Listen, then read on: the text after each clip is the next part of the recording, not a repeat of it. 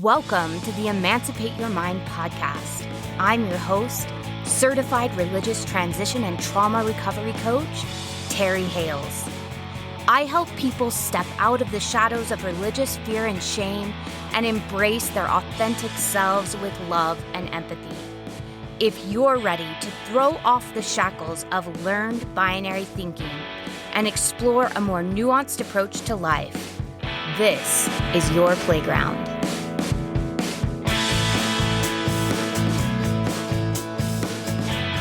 Hello, everyone. Welcome back to the Emancipate Your Mind podcast. We've been talking about values now for almost a month.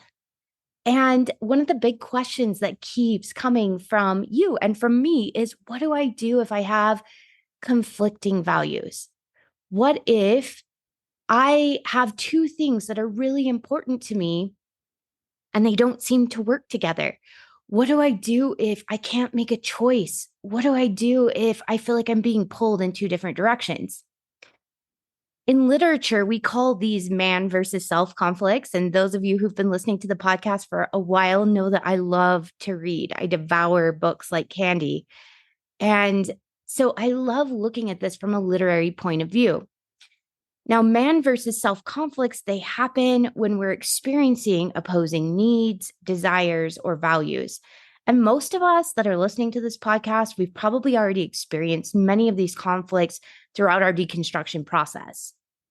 One kind of man versus self conflict is a religious conflict. And these occur whenever our thoughts or feelings contradict our religious beliefs. Does that sound familiar?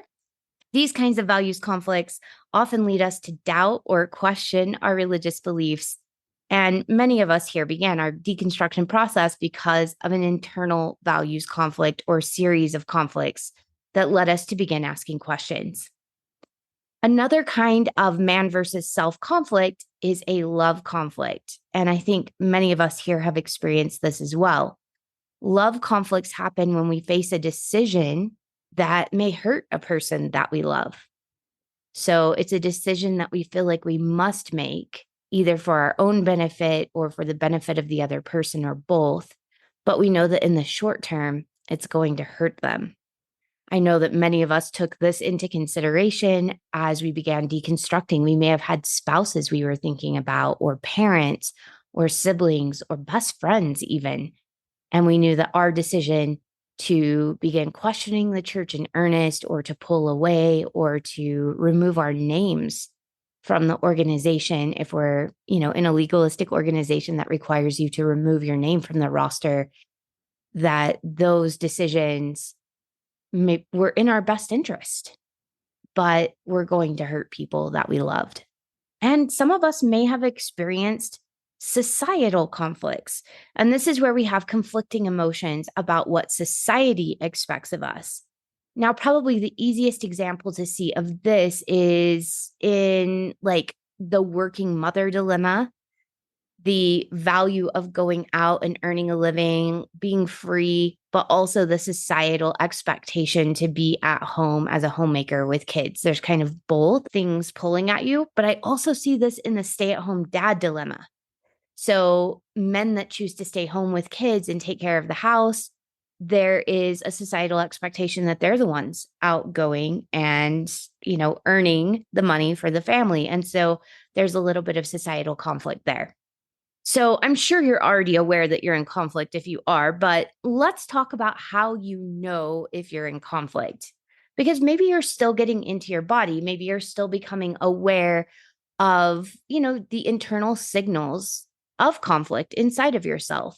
Maybe you're still just becoming familiar with your feelings. If this is true, go listen to some of my first podcasts.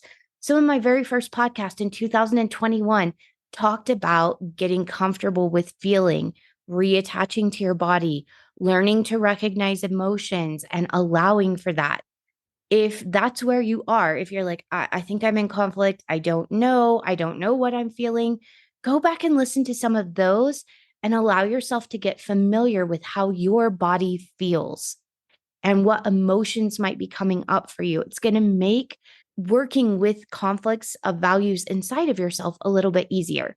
So use that as a tool to help you get to know yourself, to feel more compassion for yourself, and to be able to hear what's going on inside of you so that you have the information you need to form a resolution. Now, when we're in conflict, it often feels like a tug of war inside of me. Like I feel like I'm pulled backwards and forwards, or like a seesaw. I'm going up and down. I feel like a yo-yo even. I feel like it's this tension of back and forth. I see the value in both priorities, but it doesn't feel like they work together. This often leaves me feeling guilty and stressed or even unsatisfied, no matter what value I choose. So, a really common one for me that I had for years was the conflict between owning my own business and being a mother, because I had a very specific idea of what kind of mother I wanted to be. And then I had a very specific idea of what kind of business person I wanted to be. And this was during my wedding photography days. So I would be gone on the weekends. I was staying up late at night editing people's wedding photos. And during the day, I was, homeschooling my kids and being there for my kids. So I was on like 24/7. And that might have been part of it too. There was a lot of conflict because I was tired. I think I was existing on like 4 to 5 hours of sleep at night. Kevin was deployed. He was gone with the military. And I was trying to be superwoman on top of holding down church callings, which added additional hours to, this thing that we're just not even going to talk about. But I often felt guilty and stressed and unsatisfied, partly because I was exhausted, but partly because when I was at work, I felt like I was supposed to be with my kids. That's part of the reason I only edited pictures late at night after they went to bed. So my editing time started at about 8:30 at night. And I had 40 hours of work to do for every single wedding. And sometimes during the height of wedding season, that meant 40 hours of work each week to do at night while my kids were sleeping. So I was on from like 7 a.m. until they went to bed at 8 o'clock, 8:30.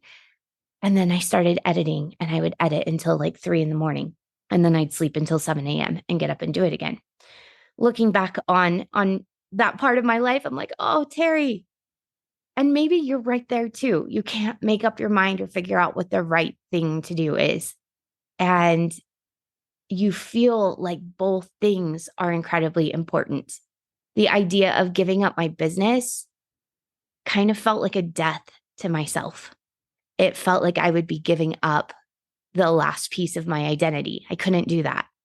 But giving up the one-on-one, fully focused time with my kids, especially when they were little, didn't feel right either.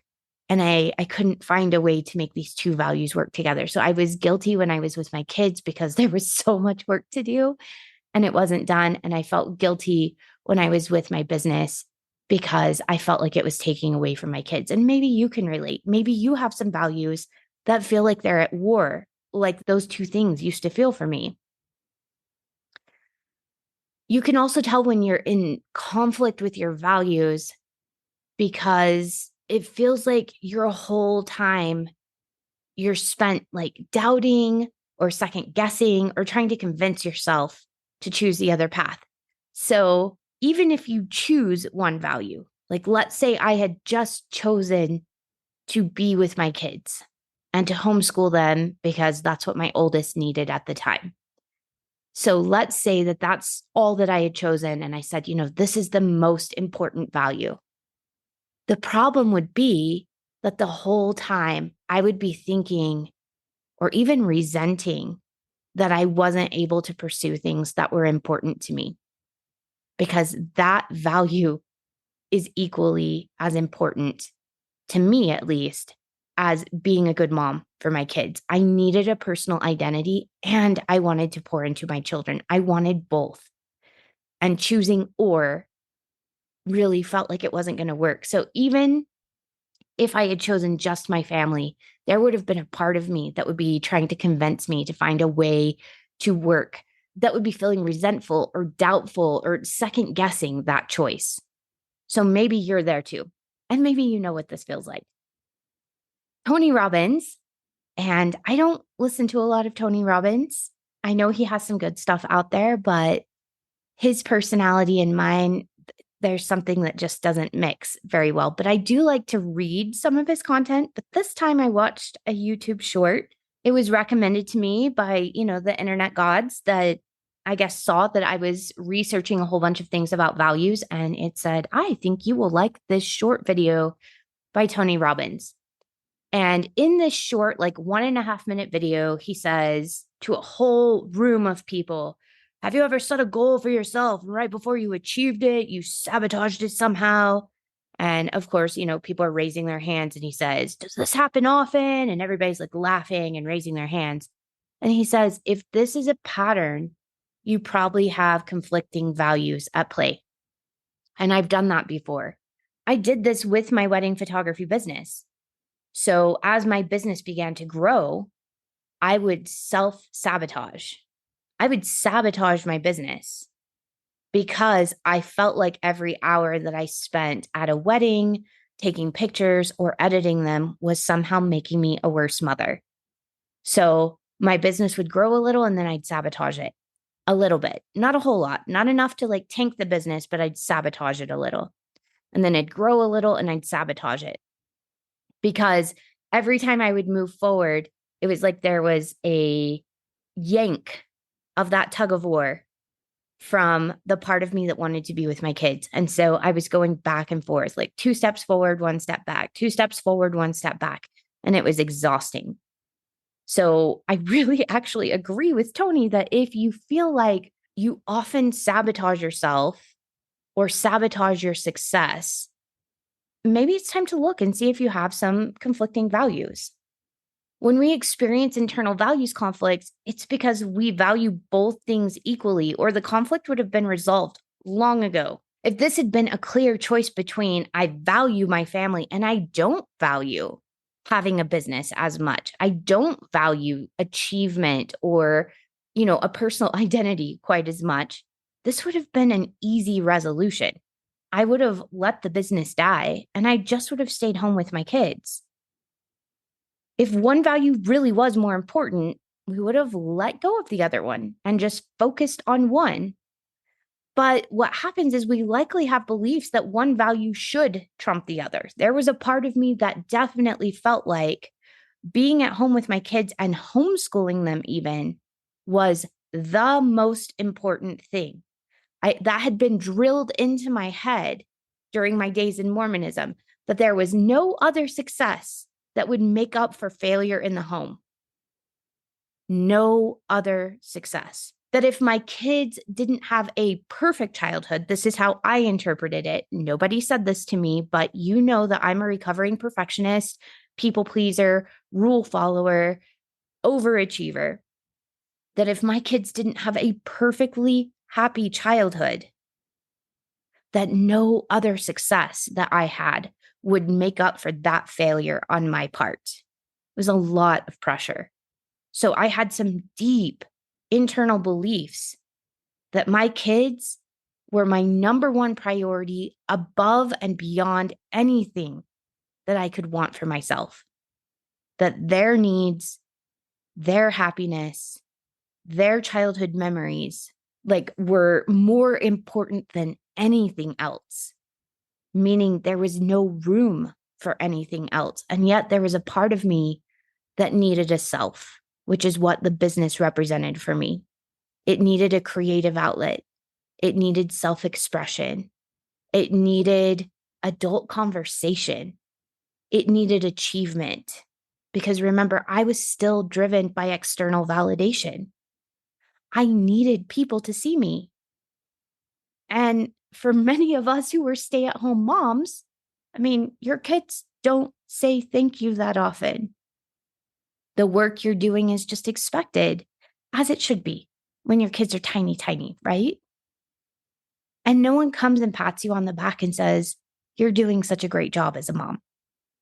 So in order to balance these pieces of me, these pieces that needed validation, that needed recognition, that needed, this self-worth to be built up, I needed that. the way I needed food and air. And I wanted to be there for my kids and I wanted to give them a great childhood. And I even had a drive to do that because I felt like if I had somehow messed up with my kids and didn't do my best, that no other success throughout my entire life would ever make up for that failure. And it almost felt like there was no way I'd ever make up for that with my kids either. And I know differently now. And if you've been listening for a while, you know differently too, that if we make mistakes, and we will, that there is always a place for us to be accountable and to work with our kids and to move forward. That's all any of us want from our parents. If we have issues with our parents, that's all we want. We just want accountability and validation. And we want to know that we can work together to make it better in the future. That's it. That's it. And we can give that to our kids. So if this sounds familiar, stay tuned because we're going to be talking about solutions that I've discovered in the last week or two. And we're going to talk about my own experience with these internal conflict conversations and how we begin to resolve those. But before we go any further, I want to invite you to join us for our live discussion calls on Wednesdays at 6:30 p.m. Mountain Time. Each week, our calls get better and better as we build a sense of trust in our community, and people have begun sharing their honest thoughts about podcast topics and how they impact their lives. And I've gotten a chance to just be real with everybody there. And it's been such a fun experience. And I've been learning a ton, and I'm hearing from some of those who've joined the calls that they're learning too. If you've been longing for community and a place to get curious about your own experience with the topics in these podcasts, please go to my website at emancipateyourmind.org and look for the box on the right-hand side of the page if you're on your computer, or the bottom of your page if you're on your phone, that says support the podcast and give a gift. Choose any amount of monthly donation, whatever works for you. And I do mean that. And you'll be included not only in the weekly live discussion calls, but you'll also receive weekly emails with additional tools and journal prompts to help you get the most from each episode. Remember, donations made to the podcast go through mormondiscussions.org so that you can write them off on your taxes as a charitable donation if you live in the United States. If you want to be included in the content this week, write me an email at terry@emancipatedcoaching.com with the subject "I donated" to be included in this week's call. Otherwise, all new donors will be included on the email list starting on the 5th of the next month. Also, if you've already donated and you haven't been receiving the weekly email with the call links and the additional tools, please check your email folders. Mine shows up in the folder labeled updates. It's really weird. If you still don't see it there, please email me at terry@emancipatedcoaching.com and we'll figure it out together. I want to hear your thoughts and ideas on the calls. Every single person that adds their thoughts and brings up their own life experiences enriches my life, and they also shape where the podcast is going and what topics I'm researching. If you want to be a part of that process, please join us. And if you haven't been receiving the emails, please let me know. All right, how do we start to resolve these internal value conflicts? I was reading on mindmastery.com. There is a therapist coach over there. She has a degree in psychology, but she coaches so that she's not constrained to just one place. Just a little aside, I hope that in the future that states find a way to license therapists to be able to practice outside of their state. Kevin has become a coach as well. So those of you who are wanting, couples therapy or couples, coaching from somebody who has a degree in psychology and is aware of, religious deconstruction, comes from a Mormon background. If you are working through, like a multi-faith marriage, if you're working through, somebody who's still in the LDS church and someone who's not, or even if both of you have left and you're not really sure how to work with one another now, Kevin is taking clients out of state as a coach. So the services are a little bit different, but also meet the same ends in many ways. He can do therapy here in Colorado, but if you're looking for someone who understands your background and you're trying to work through couples issues together, Kevin is taking new clients out of state as well as out of country as a couples and religious trauma coach. If you would like to talk with him, I'm putting his information in the show notes of this episode as well. But this is what this therapist does. Her name is Joanna Zabroniak Chimenti. I hope I'm saying that right. I'll write it in the show notes and you can decide how to pronounce her name. She talks about the reason we have internal conflicts in the first place. It stems from Black and white thinking, which many of us are very familiar with. So when we come from high demand religion, one of the things that we often forget to deconstruct is this all or nothing thinking. Maybe we do it in the religious sector, but we keep it in our personal life. We believe there's a right way to be and a wrong way to be. This is often why we have such deep judgments of people who are still religious. So sometimes what will happen is we'll leave religion, we'll become agnostic, we'll become atheist, and then we'll have deep judgments about people who decide to remain religious for whatever reason. Or maybe we leave Mormonism and we become, non-denominational Christian, but we judge people who remain Mormon. This often stems from this whole, there's a right way to be and a wrong way to be. So maybe we change our spiritual beliefs, but we don't change that underlying pattern, that underlying belief that there is a right way and a wrong way. And this comes up with our values as well. So when we have two conflicting values at war with one another, we believe we must choose between the two options. There's a right choice and there's a wrong choice. And we feel like we have to choose one. We have to choose the right one in order to resolve all the tension. And this creates a lot of stress for us, right? What if we make the wrong choice? Going back to my kind of classic example of, do I work or am I at home with the kids? This created like a lot of tension and a lot of stress in my life because honestly, every time I was at work, I felt like I was making the wrong choice. Every time that I was doing something for myself, I felt like I was being selfish.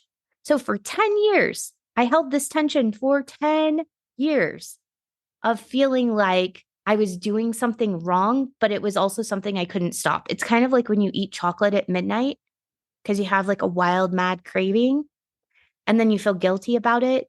But at the same time, you're not going to give up the chocolate because it's that time of the month and you've got mad cramps and chocolate is the only thing that's going to give you a shot of endorphins. It's like that.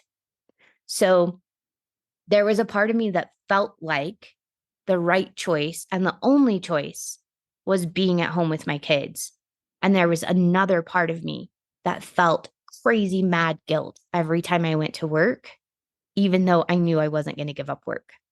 And I would sabotage myself as almost kind of penance.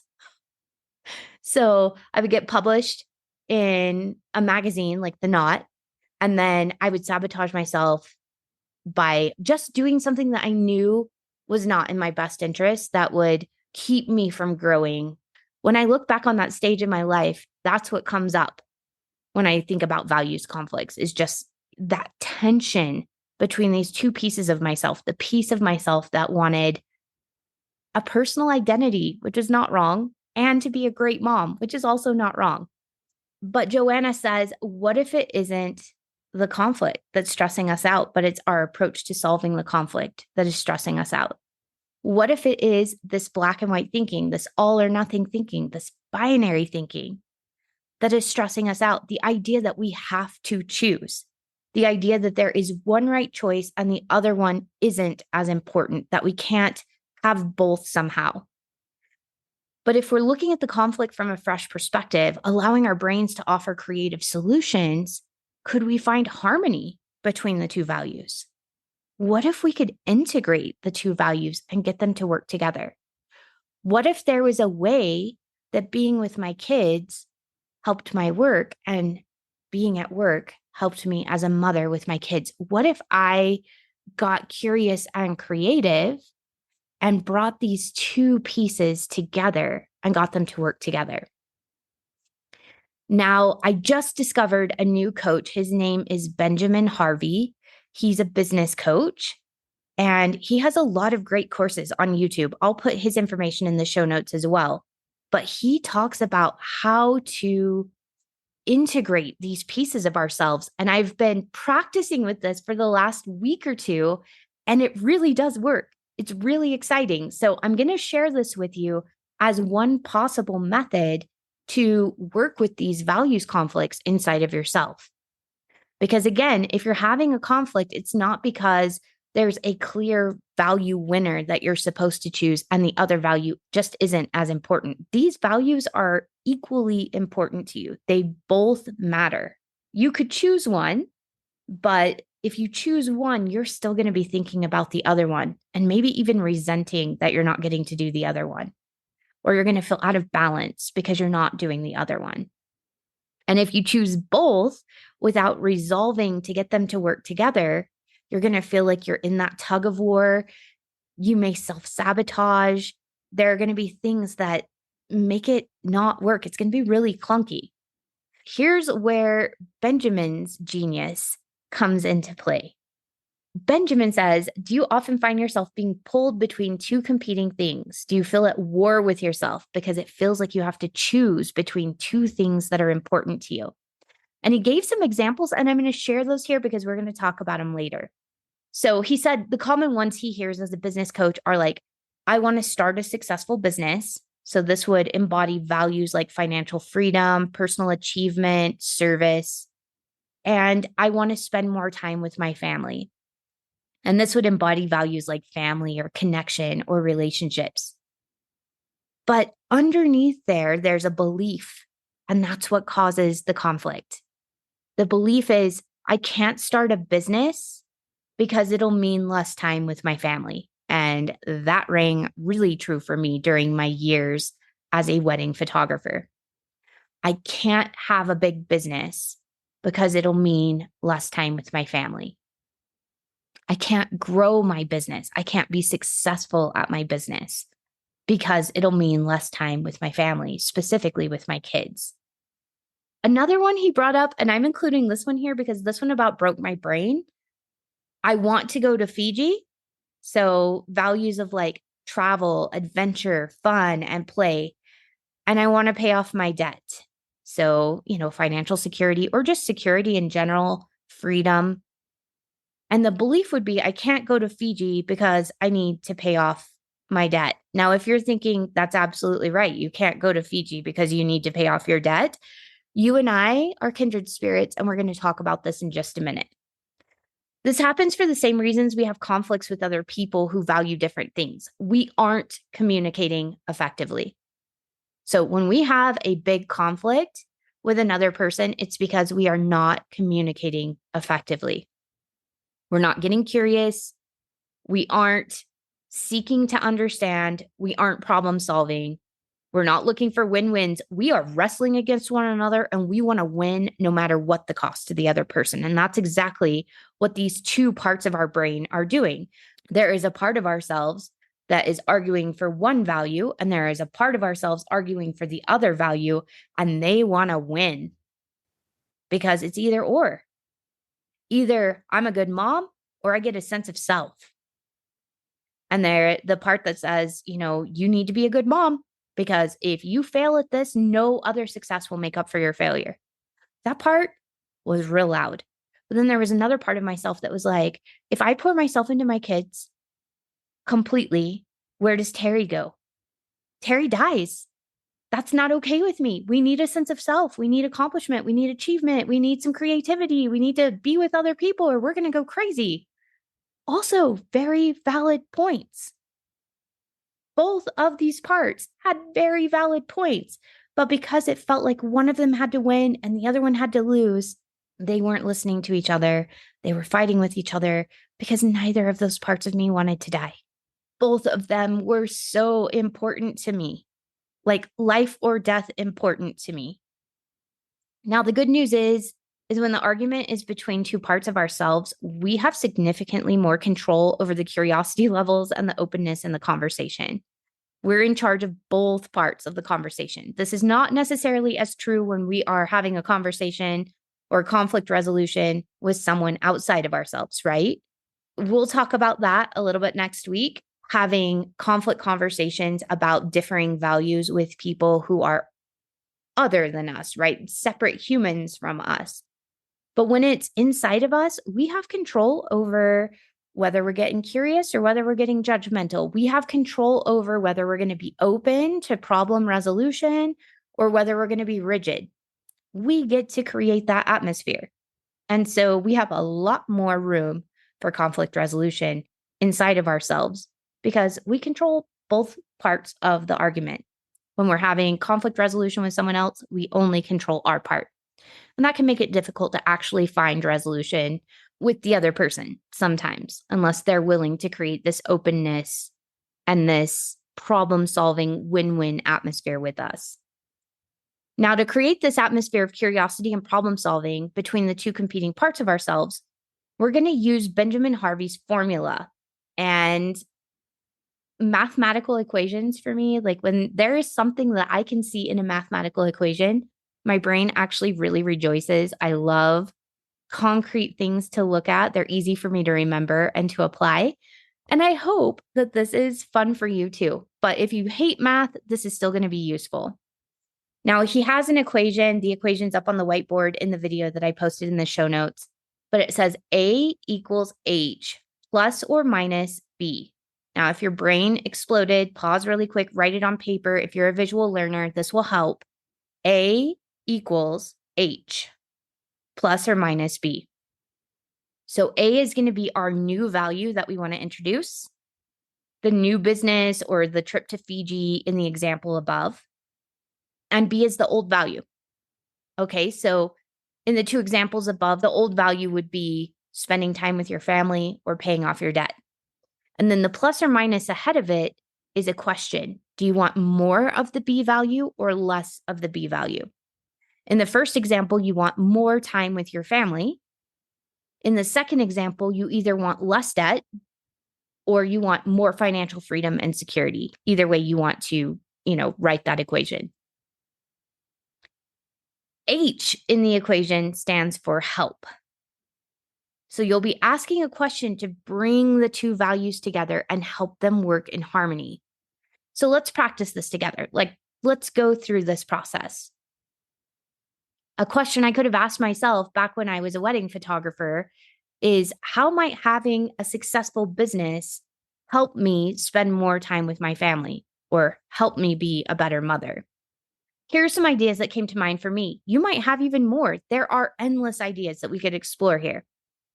If I became successful at my own business, I'd be my own boss and choose my own hours around what works best for my family.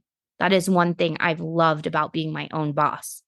Even when I was a wedding photographer, I got to work late at night. My work did not leave my kids in a lurch at all because I was working on the weekends when they had family members that could watch them and pay attention to them and be super cute with them. And then I was editing my photos at night. So during the day, as far as my kids were concerned, they had mom 100% of the time. The only time I was gone was on Saturdays. I got to choose a schedule that worked around their lives. It was super flexible, and I was grateful for that. I could charge more for my hours worked and have to spend less time working overall. As a wedding photographer, I got paid really well, and it allowed me to work less than I might have if I had been getting paid minimum wage and needed to work a 9-to-5 job.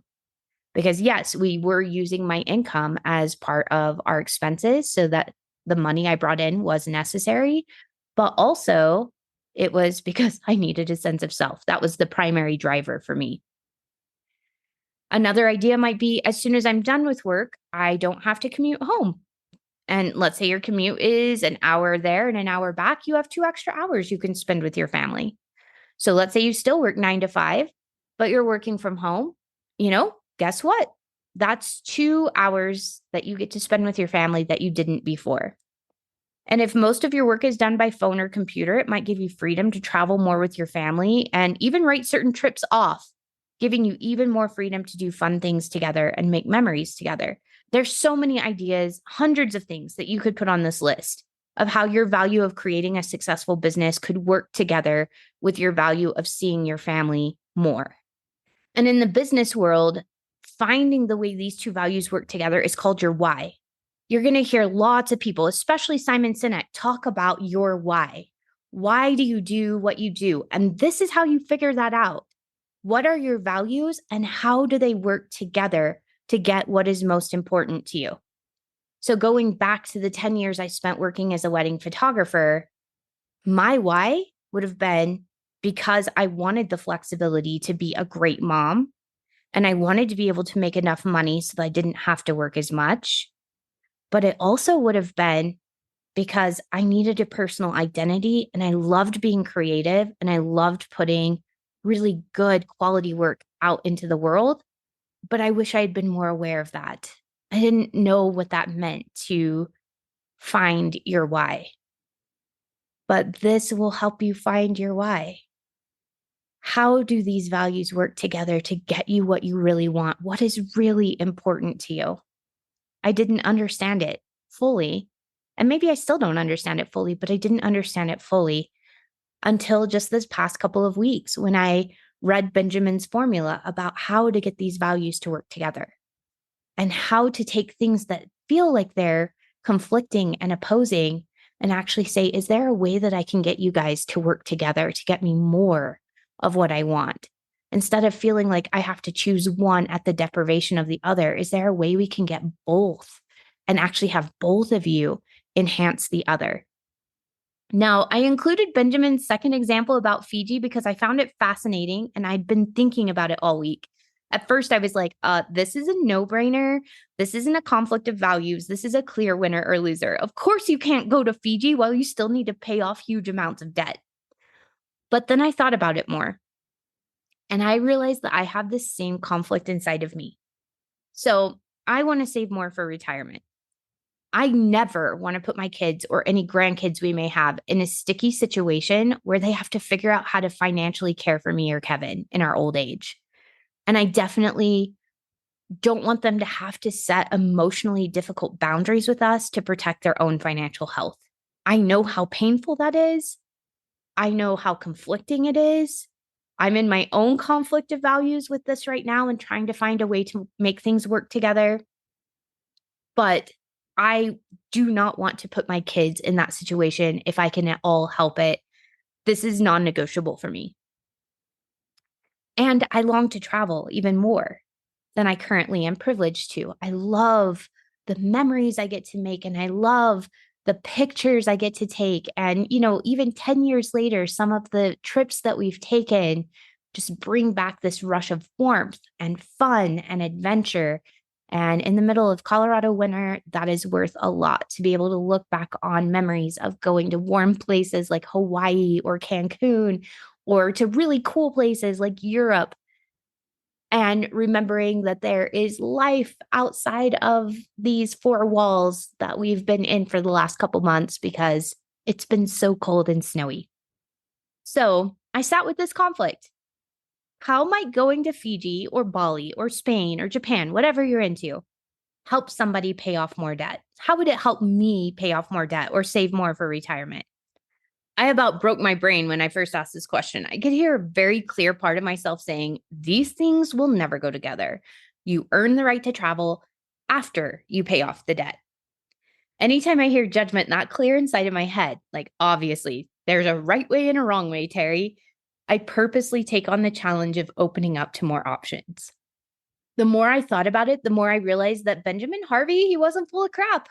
I thought back to previous trips and realized that, when I'm on vacation, I often have some of my best, most creative, most clear ideas. My mind is hella innovative when I give it unencumbered space to just wander around and play. On vacation, I also have time to dink around on the internet if I want and get answers to my curious questions. For example, I got serious about starting this podcast while hanging out in a cabin with my husband and kids in the snowy Colorado mountains for Christmas break 2020. The year of the staycation because we couldn't go anywhere, remember? Getting away, even driving just an hour away, gave me distance from my busy schedule and the laundry in my house and cooking dinners and all that sort of thing, right? And with that clear mind, I could hear the part of me that said, you could do this. And I bet it isn't that difficult. You probably already have plenty of research to start. And with plenty of unscheduled time to look up all the tech I needed to get started, I knew exactly what I needed to do, mostly. And a few weeks later, I posted my first episode and haven't looked back since. This podcast came from being away on vacation, even if it was a staycation, and allowed me to hear my thoughts, answer my questions, and get that first episode up on Buzzsprout. Investing in that 4 days away has given me returns that have helped me pay off debt and save for retirement. I also thought back to the last time we got away. We spent 10 days as a family leisurely exploring the California coast from south to north on the Pacific Coast Highway.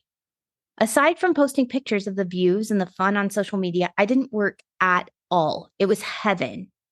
And when I got back home, I was on fire to get back into the swing of things. I was rested and relaxed.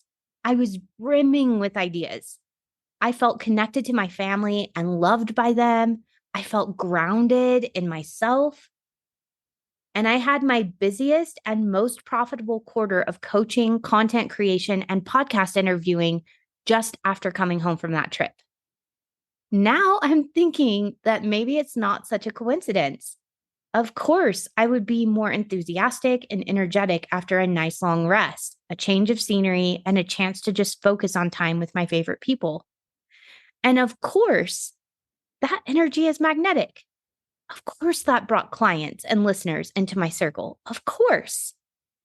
I think about the people that I'm most magnetized to. They're the people who are on fire about their work. They're so enthusiastic, you can't help but be enthusiastic too. The more I thought about it, the more I realized I have lots of evidence that these two values can work together, not just in my life, but in the lives of other people. I started thinking about other people I know that are traveling and it's making them more money or allowing them to pay off debt or to save money. I know tons of coaches that have set up business retreats at places they want to travel to, Costa Rica, Hawaii. One of them just went to Thailand. They make money while creating community and visiting beautiful places. This would make both values work together. Actually, if you think about building community, that's 3 values that are working together. Kevin and I recently read about a couple that lives on different cruise boats year round because it allows them to see the world while saving money on monthly expenses. This would also make the value of traveling work together with paying down debt or saving for retirement. I hadn't really realized that I was blocking possibilities for myself because I had a belief that travel and play are earned only after the debt balance is 0 and the retirement balance has many, many, many zeros. I didn't realize that these 2 values were in conflict within me. I accepted the tension between them as normal because that's what was modeled for both of us in our families of origin. No wonder Kevin and I always feel some low-key stress and anxiety when we go on vacation with our kids. I think we always had this belief tape playing in the background. We hadn't considered that going on vacation could be a part of our strategy to care for ourselves so that we can make income in the present and how that would impact how much we can put away for the future. He and I are going to have to think about this and converse about it some more and see if we can't have a mindset shift that allows these 2 pieces of us to work more peacefully together to get more of what we want in life. So my invitation to you this week is a simple one. I want you to notice when you're experiencing tension between 2 parts of your life. Maybe you feel pulled in 2 different directions between your family and your work. Maybe you feel pulled in 2 different directions between play and being a responsible adult. Maybe you feel tension between time alone and time with friends. As an ambivert, that's definitely a tension I feel as well. There's a part of me that needs people. There's a part of me that wants to be alone, curled up with my blankies, reading books. I need both. So, where is the tension for you? Allow yourself to recognize the tension and then get curious with it. What are the values that are at play here? On the one side, you value what? Is it freedom, personal expression, time alone? What is it that you value? And on the other hand, what is the other value that's vying for your time and attention and energy? Now use Benjamin's formula. Plug in those things. Remember, A equals H plus or minus B. What is A? What's the value that is A? What's B? Do you want more or less of B? And how might A help you get more or less of B? Allow yourself to sit with these ideas. I want to hear what you come up with over in the Emancipate Yourself Facebook group, or you could send me messages. Lots of people have been sending me messages about this, which tells me maybe some of you don't feel comfortable talking about this in the group, and I can totally honor that. Sometimes our values are really close to our chest, and we don't necessarily feel comfortable putting them out into the world until we feel really rooted and grounded in them. Or maybe you've experienced a lot of arguments about values on Facebook. So have I. So that is all valid. But if you feel more comfortable sending me a message, telling me about your experience with values, I welcome it. I'll answer it. I love it. Or if, on the other hand, you feel comfortable sharing it in public, I think it would do a lot of good if that feels safe for you to start conversations about your experience, discovering your values, helping them work together. If you're running into like snafus, if there's, if your values are still fighting with each other even after this, if they don't want to work together, let's have a discussion about that on the Emancipate Yourself group. Or if you're part of the live weekly discussion calls, I would love to talk about this with you on that call. Let's have a face-to-face conversation. Let's learn from each other. Let's talk about our own experiences. Let's ask curiosity questions and see what we come up with. That's how we all grow together. I can't wait to see what you come up with this week. I can't wait to hear your experiences getting these pieces of you to work together, get curious, and look for win-wins. And I appreciate so much you spending your time with me. It means the world to me. I love getting to do this podcast with you. And I will see you next Sunday.